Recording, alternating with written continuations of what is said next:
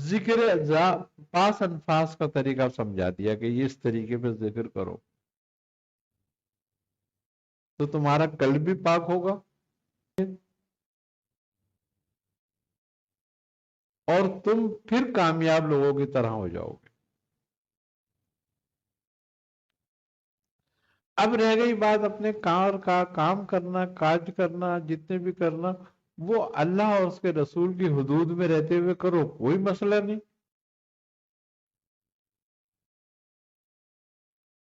جتنا چاہے کرو، روزی دینے والا تو ذات وہ ہے. دیکھو، چار چیزیں بندے کی لکھی جاتی ہیں جب وہ پیٹ میں ہی ہوتا ہے. ماں کے پیٹ میں چار چیزیں لکھ دی جاتی ہیں کہ اس کا رزق کتنا ہے، اس کی عمر کتنی ہے، اس کی موت کا وقت کیا ہے،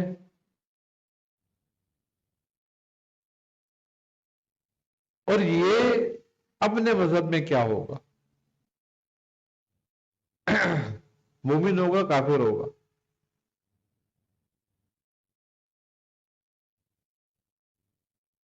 تو اب تین چیزوں کی فکر تو بالکل نہیں کرنی چاہیے آدمی کو کہ اس کا رزق کہاں سے آئے گا، وہ لکھا گیا، اس کو ملے گا. بزرگ کہتے ہیں کہ رزق انسان کو ایسے تلاش کرتا ہے جیسے موت کرتی ہے تلاش انسان. دوسری بات، موت سے نہیں چھوٹ سکتا، یہ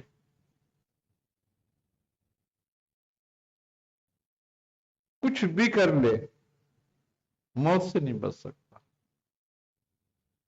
تو وہ کہتے ہیں کہ تم موت سے بچنے کی فکر مت کر،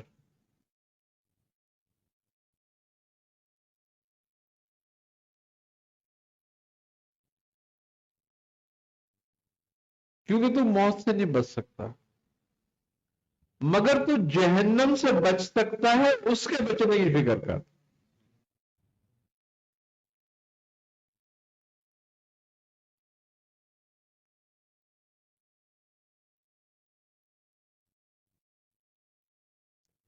زندگی تو اپنی بڑھا نہیں سکتا، اس کو کم نہیں کر سکتا، لہذا اس کی فکر چھوڑو گے. جتنی تجھے ملی ہے اس کو ضائع نہ کر بس.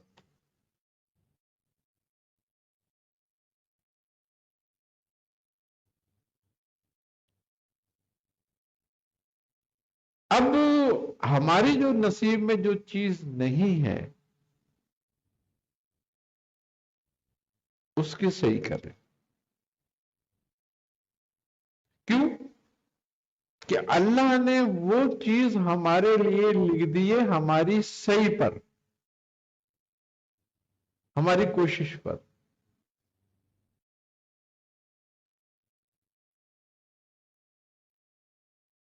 اب وہ کیا ہے؟ وہ ہے معرفت الہی، ہدایت. اس کے لیے کوشش کرنی چاہیے بس. ساری صلاحیتوں کو اس کے لیے استعمال کرنا چاہیے. اسی لیے علم فرض کیا گیا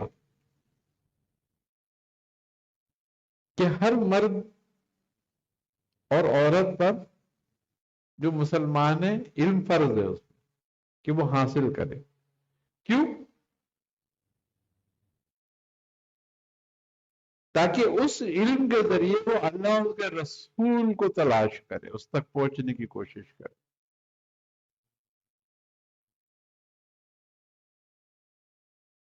اللہ تعالی نے ہمیں جو پیدا کیا وہ اس لیے نہیں کیا تھا کہ ہم ساری عمر صرف کمانے کھانے کی فکر میں نکال دیں.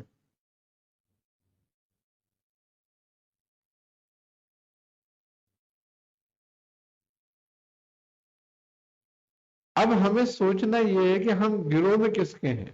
دو گروہ ہیں، ایک حق اور ایک باطل. جب شیطان نے نافرمانی کی تو اس نے دو باتیں کہی تھیں. اس نے کہا کہ اے میرے رب، میں تیری دنیا کو مزین کر دوں گا، سجا دوں گا،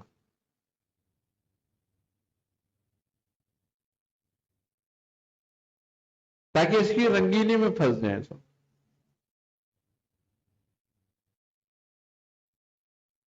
دوسرے یہ اس نے کہا کہ میں دنیا کو مزین کر کے ان کو سب کو اغوا کر لوں گا۔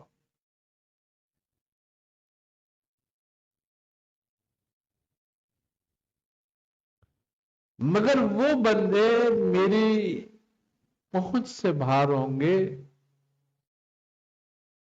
جو تیرے ہوں گے۔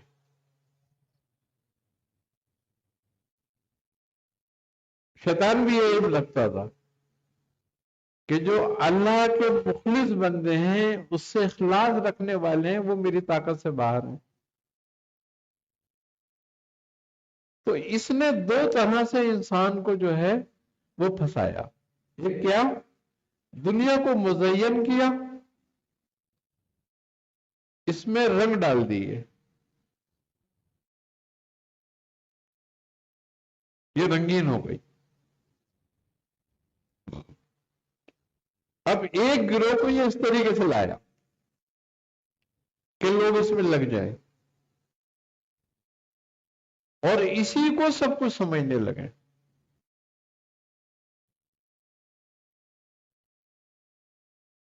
مومن کی پہلی نشانی یہ ہے کہ وہ غیب پر ایمان لائے۔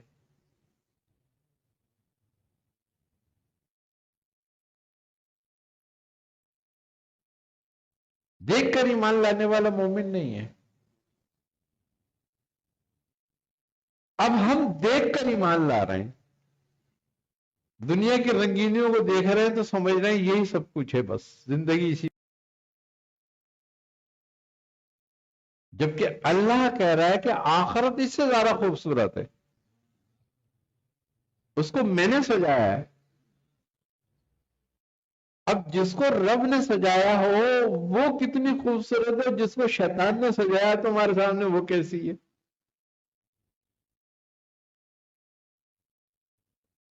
اب جو اس کے دھوکے میں لالچ میں آن کے اس کی طرف چلے گئے، ایک گروہ وہ ہے،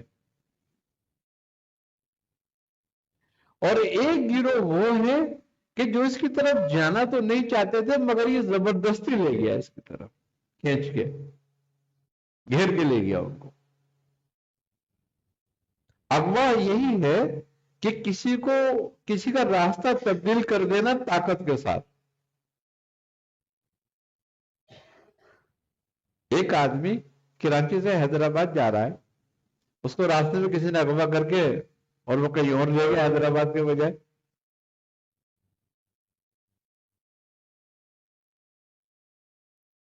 تو وہ طاقت سے مڑ کے لے جانا، طاقت سے۔ تو یہ دونوں کام کر رہا ہے یہاں پر، مزین بھی کر رہا ہے۔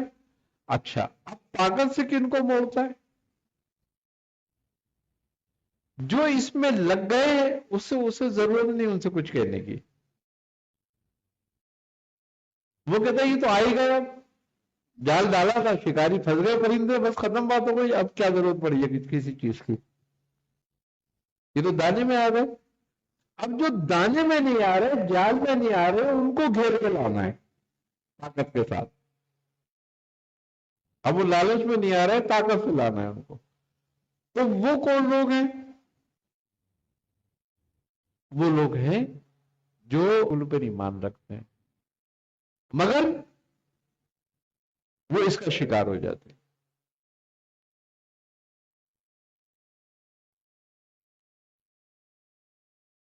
وہ لوگ جو حق کے راستے پہ چلنا چاہتے ہیں مگر یہ انہیں گمراہ کر دیتا ہے، ان کو گھیر لیتا ہے،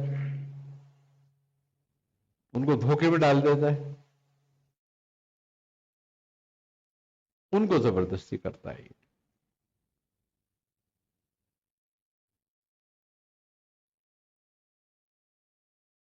اب اس سے بچنے کا طریقہ،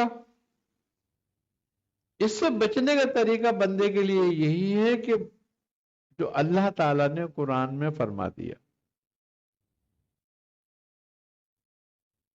کیا کہ سب سے پہلے اللہ کے فرمان پہ یقین کر دے.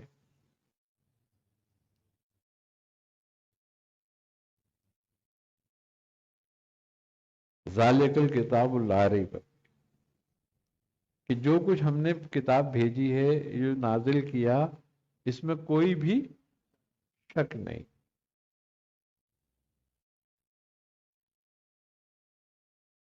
پہلے یقین کر لے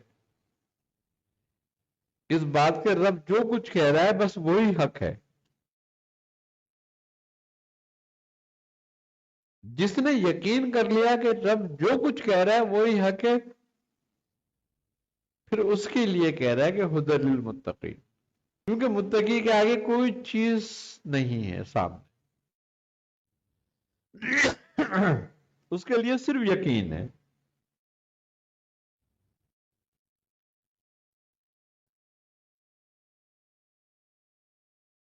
اور وہ ایمان لائے ساتھ غیب کے. وہ یؤمنون بالغیب، غیب پر ایمان لیا. اب جنت بھی غیب، دوزخ بھی غیب، آخرت بھی غیب، اللہ بھی غیب میں ہم سے ہے نا. تو آنے والے ہمارے سارے معاملات غیب میں ہیں، وہ دیکھے ہی نہیں ہم نے.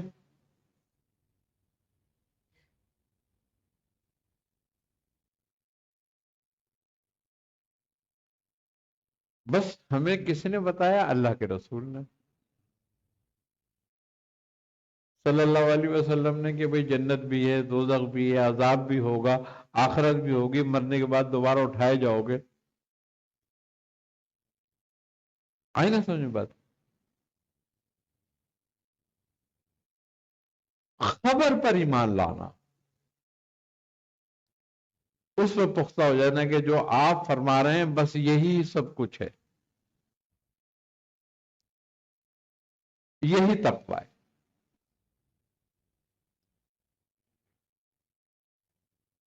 کہ غیب پر ایسے ایمان لا کہ ظاہر سے بھی زیادہ کامل ہو.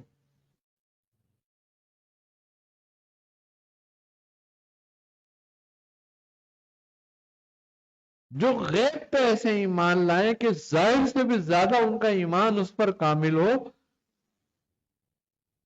تو وہ ہیں اہل فلاح. وہ جائیں گے اس طرف، فلاح کی طرف، وہ ابراروں میں سے. اللہ ان کے یقین کی وجہ سے، ان کے عمل کی وجہ سے، ان کی پختگی کی وجہ سے ان کے سیئات کو مٹائے گا.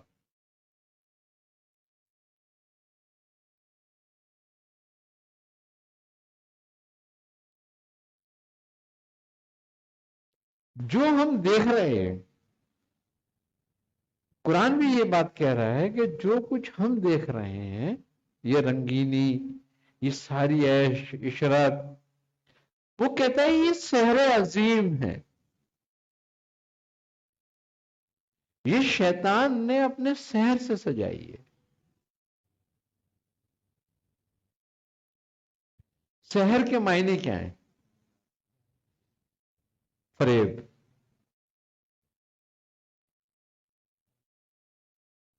سحر کے معنی ہی فریب کے ہیں،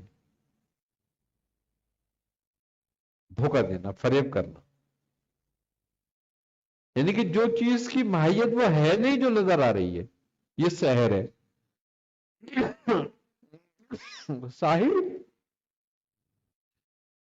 محسوس سے جو کہتا ہے نا، وہ اسی کو حق سمجھتا ہے. جیسے جب فرعون نے جادوگر کو بلایا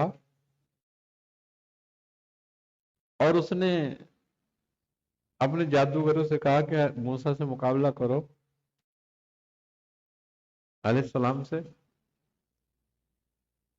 تو انہوں نے، ان کے ہاتھوں میں رسیاں تھیں،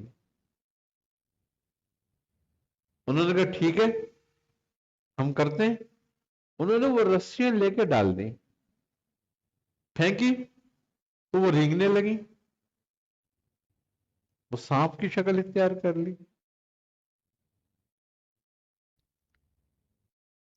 حضرت موسیٰ علیہ السلام پر بھی اس سحر کا اثر ہوا اور آپ پیچھے ہٹے تو آپ پہ وحی ہوئی کہ موسیٰ آپ ڈرے نہیں، یہ جو آپ کے ہاتھ میں ہے آسا یہ ڈال دیں زمین پہ۔ حضرت موسیٰ نے وہ آسا زمین پہ ڈال دی۔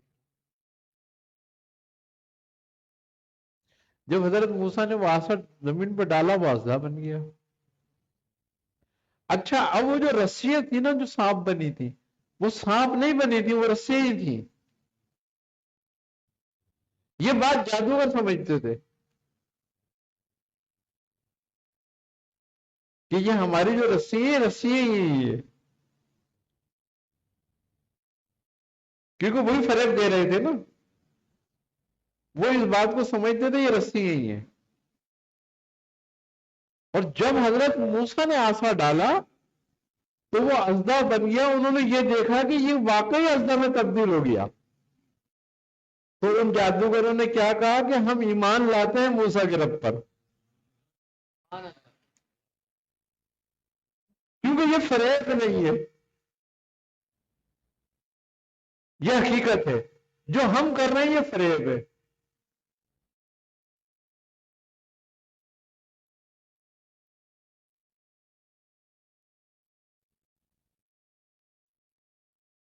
اس لیے کہ جادوگر جادو سے یا شیطان طاقت سے تخلیق نہیں ہو سکتی،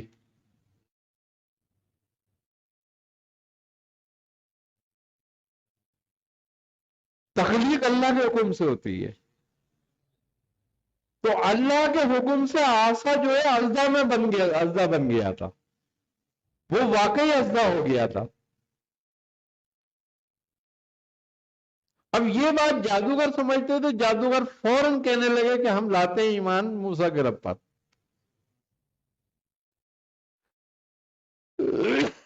کیونکہ موسیٰ فریب نہیں دے رہے، یہ حق ہے۔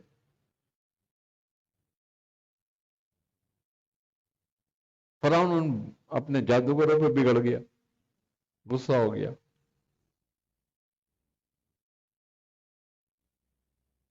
تو کیا ہے یہ دنیا جو ایک سحر عظیم، سحر کرنے والا جو ہے وہ ابلیس، سب محصور ہیں، مگر اس پر سحر نہیں ہوتا جو اللہ کا مخلص بندہ ہے۔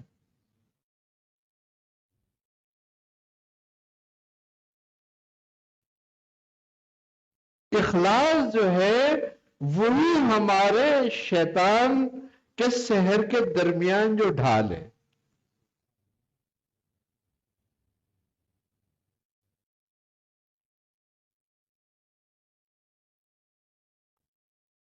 اسی لیے ہمارا وہی عمل قابل قبول ہوتا ہے جو اخلاص کے ساتھ ہوتا ہے، جو اللہ کے لیے ہوتا ہے۔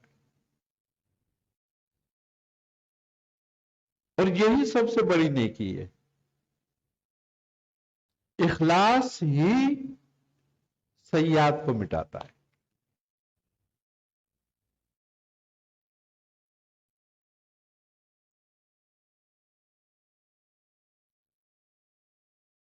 اور اخلاص پیدا ہوتا ہے تقوی سے۔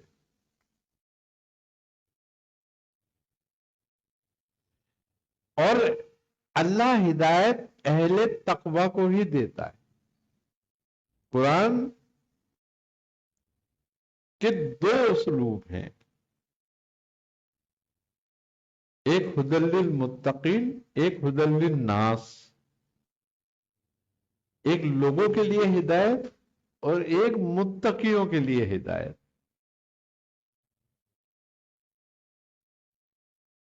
وہ عمومی ہے، یہ خصوصی ہے۔ تو جو خصوصی ہے وہی اخلاص والی ہے۔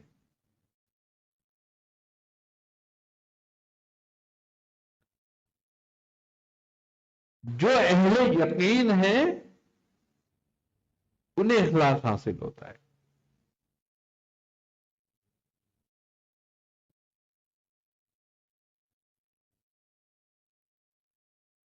اہل وسوسہ کو نہیں.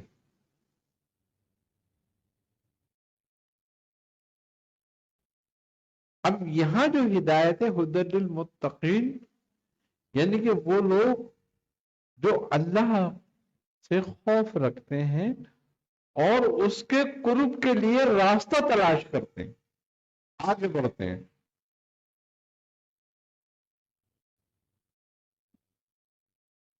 یعنی کہ اپنے اعمال میں، اپنے کردار میں زیادہ سے زیادہ یقین اور اخلاص پیدا کرتے ہیں.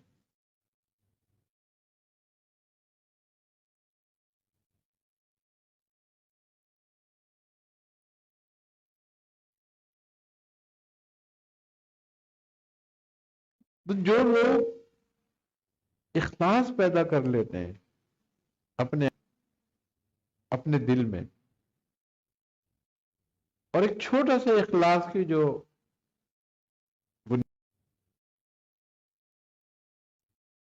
صرف اللہ کے لیے کرو.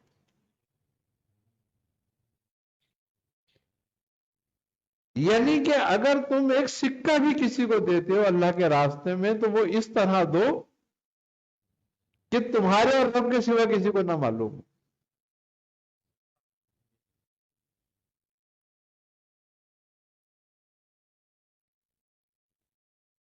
جو آپ نے دیکھا ہوگا صوفیہ میں ایک طبقہ ہوتا ہے جس کو کہتے ہیں ملامتی،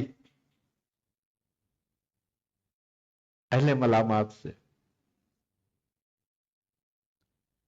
تو وہ ملاماتی ترتیب کیوں اختیار کرتے ہیں طریقہ؟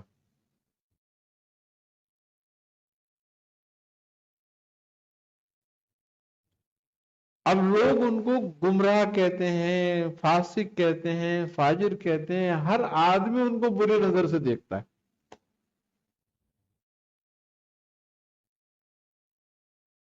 لیکن وہ کبھی بھی اپنے رب کی یاد سے غافل نہیں ہوتے. کبھی بھی ان کا کوئی فعل اللہ اور اس کے رسول کی مرضی کے خلاف نہیں ہوتا.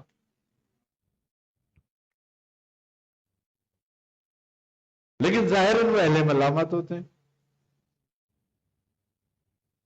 ہر عبادت، ہر نیکی کو وہ لوگوں سے پوشیدہ رکھتے ہیں.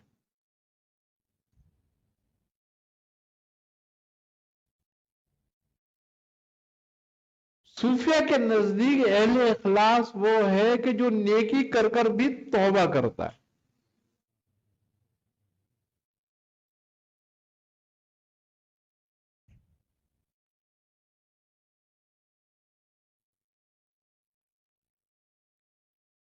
وہ اپنے کھاتے میں نیکی دیکھتا ہی نہیں ہے.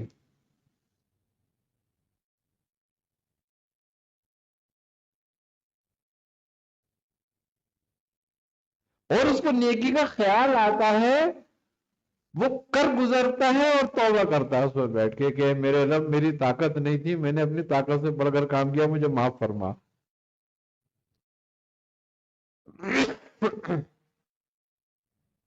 یہ تو تیرا ہی کام تھا.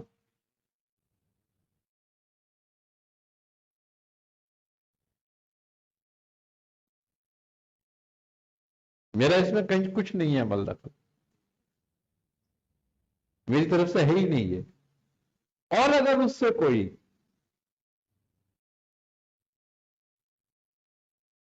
غلطی ہو جاتی ہے، کوئی گناہ ہو جاتا ہے تو اس کے لیے روتا ہے کہ یہ میں نے ہی کیا ہے، مجھے معاف کر.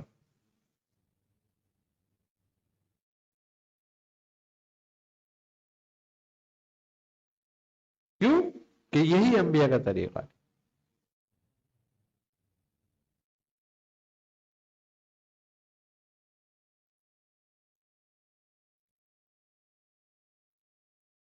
کہ وہ ہر اس چیز کو جو سو میں ہو اپنی طرف منسوب کر لیتے ہیں کہ یہ ہم نے کیا ہے.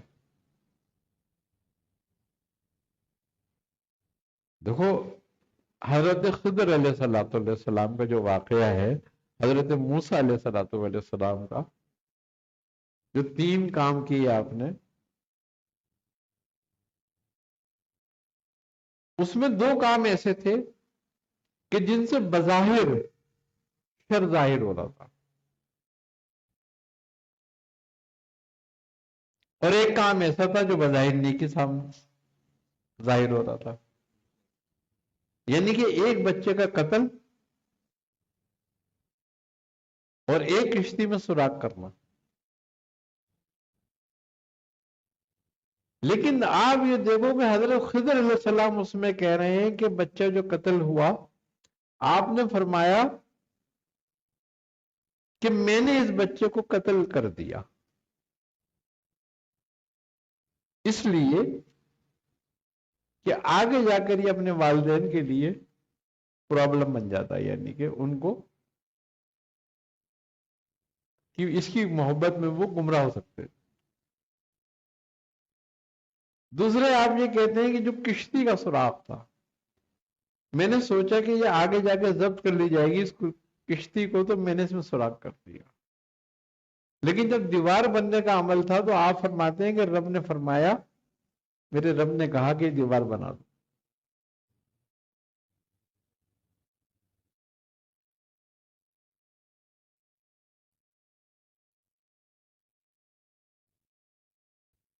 اب اس بات سے ایک چیز یہ ثابت ہوتی ہے کہ تکوینی معاملات اور تشریحی معاملات الگ الگ۔ اعتراض تھا بار بار وہ تشریحی امور کی وجہ سے تھا۔ کیوں کہ شریعت واقعہ پذیر ہونے کے بعد حد لگاتی ہے، وقوع کے بعد، اور تکوین پہلے لگا رہی ہے۔ ابھی وہ بچہ فاسق فاجر کافر نہیں ہوا،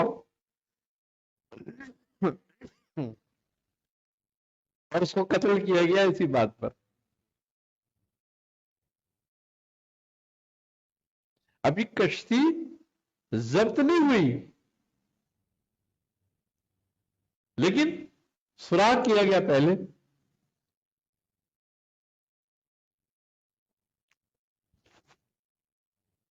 دیوار کا کوئی اجر نہیں مل رہا تھا۔ حضرت موسیٰ نے اسی بات پہ اعتراض کیا کہ نہ انہوں نے ہمیں کھانے کے لیے دیا اور نہ کوئی اجر لیا تم نے ان سے۔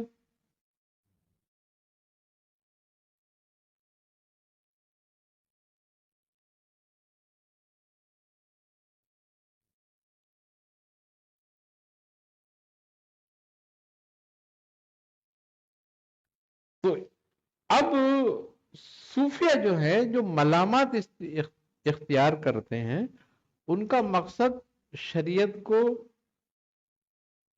توڑنا نہیں ہوتا۔ کیوں کہ شریعت کو چھوڑ کر، شریعت سے ہٹ کر کوئی بھی خدا کی رضا نہیں پا سکتا۔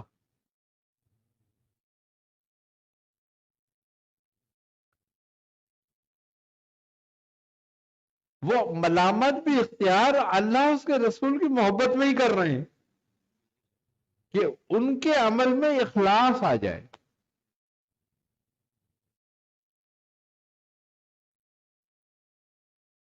اور ان کا جو نفس ہے ان کو اختیار کا دھوکہ نہ دے سکے۔ نفس کا ایک بڑا دھوکہ یہ بھی ہے کہ تجھے اختیار ہے۔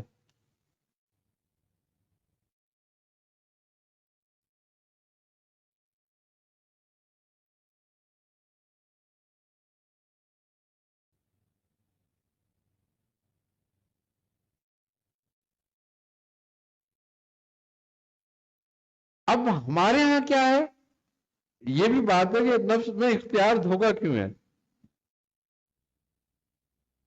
ہم جو نیک کام کرتے ہیں اس کو کر کے خوش ہوتے ہیں، ہے نا؟ اور یہ کہ